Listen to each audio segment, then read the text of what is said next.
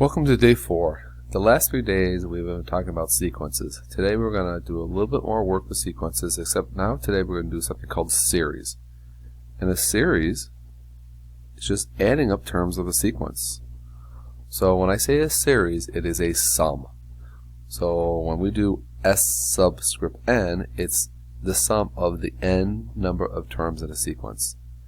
So S sub 8 is adding up to 8 terms of a sequence, and you can see I did it right here. And S of 100 would be adding up the first 100 terms of a sequence.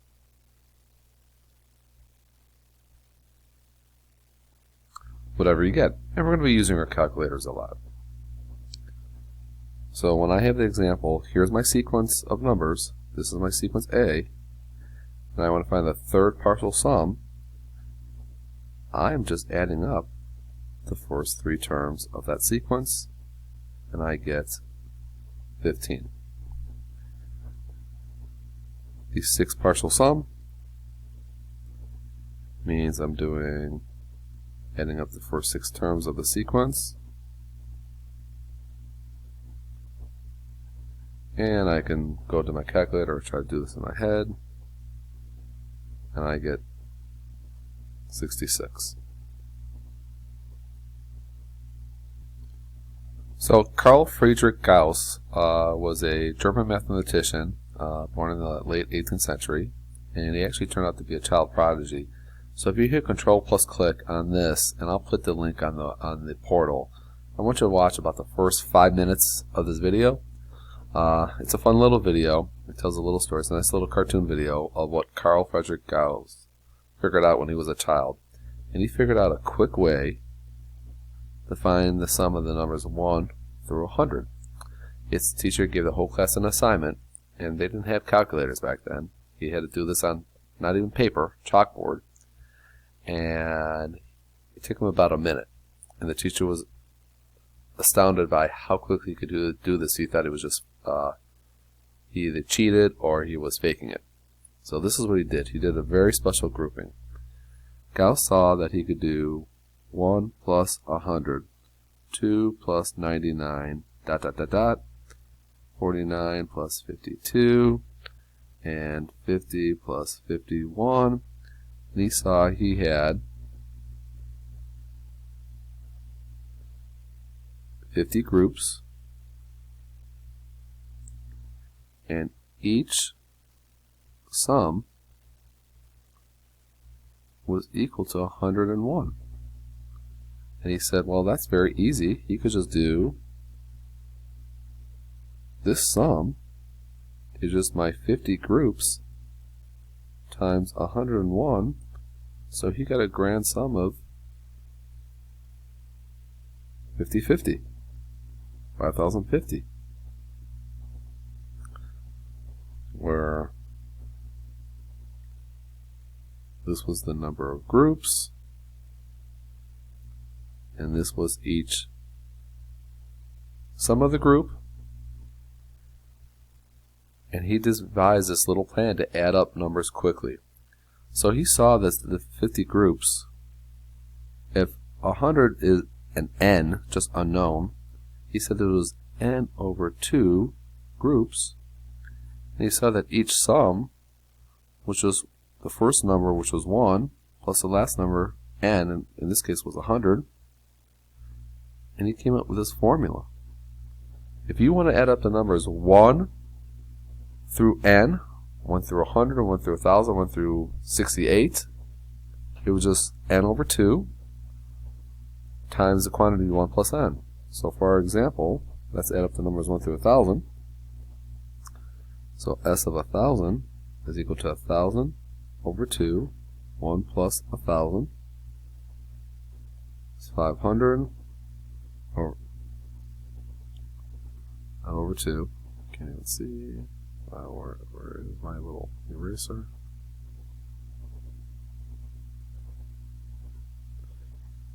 It's 500 times 1001.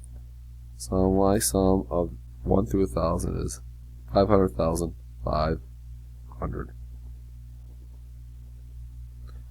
And it works the other way too, that if I want to find the sum of 1 through n, so my total sum is 210, I could just do n over 2, 1 plus n is equal to 210. I'm going to try to avoid that fraction. So I'm going to multiply by 2. I'm going to distribute this n. N plus n squared is equal to 420. I'm going to subtract the 420. And I'm going to write it in a good order. N squared plus n minus 420 is equal to 0. And then I have to do my factoring.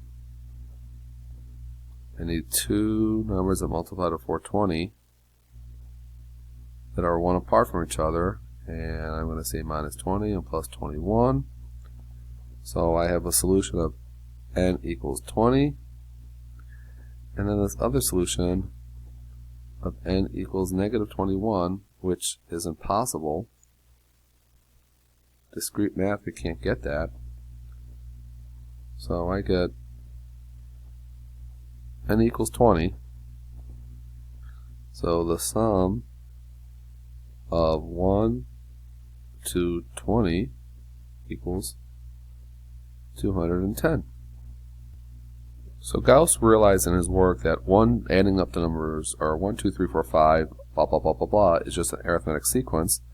So 1 plus 2 plus 3 plus 4 plus 5 going on all the way up is an arithmetic series. And an arithmetic series is just adding up the terms of arithmetic sequence. So when we do a series, we just take the terms of the sequence and add them together. So 2, 4, see all these? These are sequences on the left, and I put plus signs and make them series on the right. That's the only difference. So that's what we're going to do today. We're going to figure out the sum of some series. So Gauss looked at his formula, S sub n is equal to n divided by 2 times the quantity 1 plus n, and realizes he could apply it to just any arithmetic series. So he noticed that there's two parts to his formula. First part in front of the parentheses was n plus 2, n over 2, and he realized that just was the number of terms divided by 2. And then he saw a second part was this 1 plus n. And he realized that was just the first term plus the last term. So he decided that he could rewrite his whole formula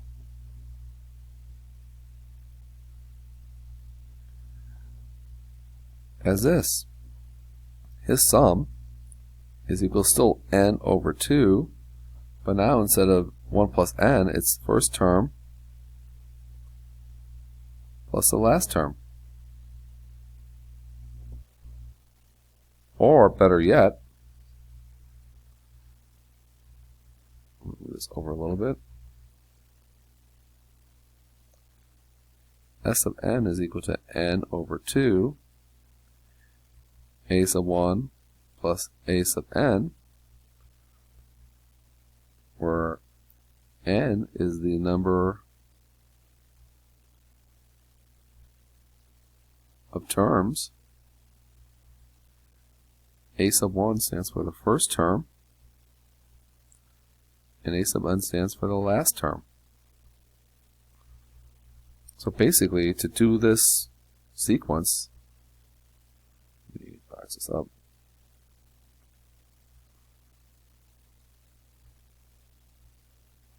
Well, that's the form I'm going to use. To do this formula, I need to know three things. The three things I need to know: number of terms, first term, last term, and then we can just use this formula right here. Now, sometimes I don't know all three things. So what happens if I don't know all three things? Well, my arithmetic sequence formula kind of has all three things in there.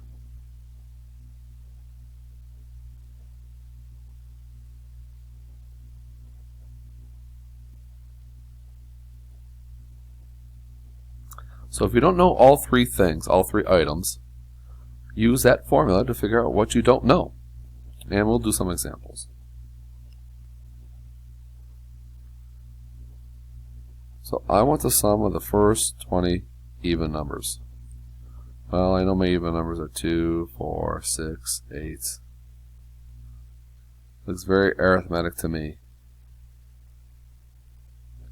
Let's see. So arithmetic is going to be a sub n is equal to the first term of 2 plus, well, my difference here is equal to 2, 2 n minus 1, or a sub n is equal to 2 times n. My first term, I plug it in. I plug in 1, I get 2. Well, that was obvious. And my 20th term, I plug in 20, and my 20th even number is 40. So the three things I need to know are n. Well, I know it's 20 because it's told me 20 even terms. My first term is 2. My last term, or my 20th term, is 40. And now I can use this formula. The sum of my 20 even terms is 20 over 2. 2 plus 40 equals 10 times 42. So my sum of 20 terms is 420. Don't laugh. This happens to be a number. Okay, so here's another sequence. I look at it. I see there's a d equal to 7, so it's arithmetic. So a sub n is equal to 11 the first term plus 7 n minus 1. So a sub n in general is going to be 7n plus 4 when I clean it up. So what do I know? Well, the number of terms I do not know right now. I know my first term is 11. I know my last term, I'll just call it a sub n for now. I don't know the term number. It's 732. So now I have to figure out how many terms do I have. Well, I'm going to plug in 732. The last term is equal to 7n plus 4. Subtract the 4. Divide by 7. I get there are 104 terms. So my sum of 104 terms is 104 over 2, 11 plus 732. And I'm just going to go to my calculator and type that in exactly the way I see it. I'm not going to do this in pieces, parts. I'm just going to type this in exactly the way I see it. And I get 38,636 as my result. So like I said, you need to know three things: number of terms, first term, and last term. If you don't know all three of them, figure it out. And then this last one on this page, well, let's see, what do I know? I know the first term. I know the number of terms is 13. I do not know the first term right now. I do not know the last term or the 13th term, but I have a formula for it. So I plug in 1, and I get 3 minus 5, which is negative 2. I plug in 13 to find the last term. 5 times 13 is 65. 3 minus 65 is negative 62. So now I do know all my information. My sum of these 13 terms is 13 over 2, negative 2, plus a negative 62. Again, I just use my calculator. I don't do it in pieces. I just type that into my calculator exactly the way I see it, and I get that result. Okay, let's see what I know for this one. Well, I know the number of terms is 29. N is 29. I see my first term is equal to 8, and my 29th term and my last term I do not know right now, but I see a pattern here. I see that D is equal to a half, so A sub n is equal to 8 plus 1/2 n minus 1, and I'm going to clean it up because I like to clean it up. A sub n is equal to 1/2 n. 8 minus a half is 7.5, so you could do plus 7.5, or I like fractions, 15 over 2. So I'm going to plug in 29, and when I plug in 29, I get a half times 29 plus 15 over 2. I get my last term on my 29th term equal to 22. So there's my last term. My sum of 29 terms is 29 over 2, 8 plus 22. And like I said, I go to my calculator and I got 435 is the sum of those terms. Now some word problems. I like word problems. So I'm gonna draw this auditorium. It's gonna look like a trapezoid. So according to this auditorium that's built like a trapezoid, the first row has 30 seats. The second row has 32, and every row will have 2 more seats in it, 34. But the last row, because I don't know how many rows there are, the last row I have question mark. I don't know what I have there. So obviously this is the first row, the second row, the third row. This last row is called the nth row, and I'm going to have to solve for n. So the one thing I do know is that I have a total sum of 980 seats. So I'm going to have to use that sum formula. And I see this pattern right here. This pattern right here I see as arithmetic with d equal to 2. So a sub n is equal to 30 plus 2n minus 1. Or better yet, a sub n is equal to 2n plus 28. Now this formula right here stands for the number of seats in any row, just by plugging in the row number. So any row n, including the last row. So the last row is equal to 2n plus 28. At least for right now. So I have to take my sum of 980 is equal to n over 2. I don't know what n is. That's what I'm trying to solve for. How many rows do I need? My first row is 30. My last row is 2n plus 28. So right now I have 980 equals n over 2, 2n plus 58. And because everything inside the parentheses is even, I could just distribute. If it wasn't even, I would have definitely gotten rid of the 2 on the bottom. I'm going to distribute. I'm also going to subtract the 980. So I get 0 equals n over 2 times 2 and n squared plus 58 over 2 times n is 29n minus 980. Now I have to factor. 0 equals, I need 2 numbers that multiply to 980 that are 29 apart.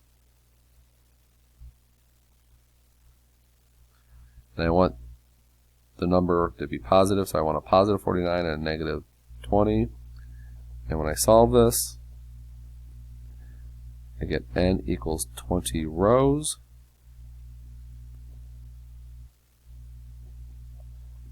And my other solution would be n equals negative 49, which we know is impossible. I can't have negative 49 rows.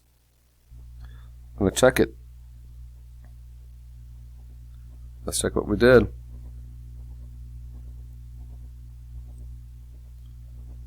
So n equals 20. The first row is equal to 30. And the last row, or the 20th row, is going to be 2 times 20 plus 28, which is 68. So my sum of those 20 rows is 20 over 2. 30 plus 68, which is 10 times 98, equals 980. And there is my auditorium. Okay, so we have a long strip of paper that we're going to roll tightly on a cylinder. Sounds like toilet paper to me. And we have the original radius of the cylinder is 0.75 inches, and when we're done rolling this paper around the cylinder, we have a final radius of 1.75 inches. We need to estimate the length of the paper strip going around the whole cylinder. Well, to me, the length is just adding up many circumferences. Every time you go around the cylinder is a circumference, and the formula for circumference is C equals 2 pi r. But we'll come back to that. What I do know is the original radius is equal to 0.75 inches. Okay, but the first time I go around, the radius is equal to 0.75 plus 0.002, the thickness or the d value. So my first radius, the first time I put paper around the cylinder, this radius is equal to 0.752 inches.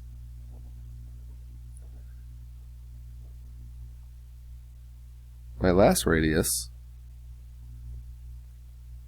is definitely equal to 1.75 inches. That was given to me. So I have to figure out how many times around how many times around the paper does the cylinder. So it's very arithmetic.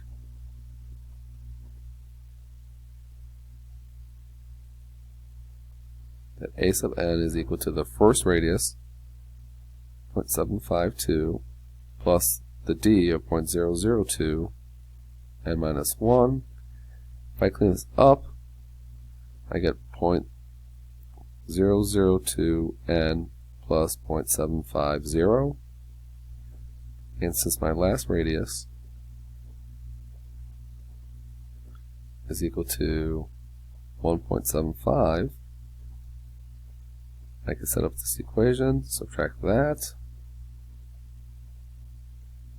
and I divide by 0.002, and I get n is 500 times around. That's how many times this paper is going to go around the cylinder. But now I need to do the circumference for everything. So for this one, the circumference will equal 2 pi 0.752, which is going to be 1.504 pi, and this circumference would be 2 pi 1.75, which is 3.5 pi. And now my sum of the 500 times around is going to be 500 over 2, 1.504 pi plus 3.5 pi is equal to 250 times 5.004 pi, or my sum of this 500 times around will be 1,251 pi inches, which is about 3,930.13 inches.